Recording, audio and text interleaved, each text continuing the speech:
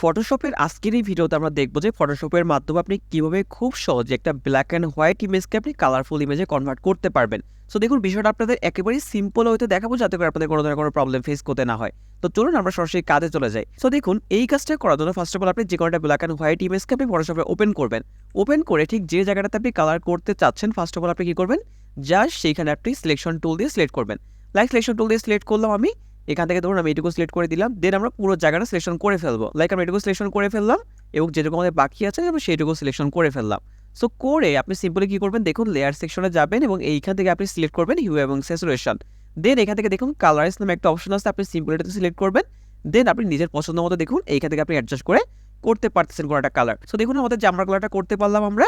এবার যদি আপনি চান যে আপনি ফেসের কালারটা করবেন, সো আপনি কি করবেন, সিম্পলি ভাবে জাস্ট সেম ওয়েতে আপনি সিলেকশন করবেন। দেখুন আমরা জাস্ট ধরুন এটুকু অংশ সিলেকশন করে ফেললাম। তো সিলেকশন হয়ে গেল আমাদের। সিলেকশন হওয়ার পর সেম কাজ আমরা জাস্ট কি করব, সেম ভাবে আমরা এখান থেকে হিউ এবং স্যাচুরেশনে যাব, গিয়ে জাস্ট এই যে কালারাইজে প্রেস করব। সো দেখতে পাচ্ছেন আমাদের কিন্তু এই যে ব্ল্যাক অ্যান্ড হোয়াইট যে ইমেজটা ছিল, যদি আমি আপনাদের একটু পূর্বের অবস্থাটা দেখাই, দেখুন আমাদের এরকম ছিল। সো আমরা কিন্তু এটা কালারাইজ করে জাস্ট আমরা এরকম করতে পারলাম। সো আপনিও ফটোশপের মাধ্যমে এই ধরনের কাজগুলো খুবই সহজ এবং সিম্পল হতে করতে পারেন। সো আজকের জন্য এতটুকুই, দেখা হচ্ছে সম্পূর্ণ নতুন কোনো ভিডিওতে। এরকম আরও অনেক গুরুত্বপূর্ণ ভিডিওর জন্য আমার সাথে থাকুন। ধন্যবাদ।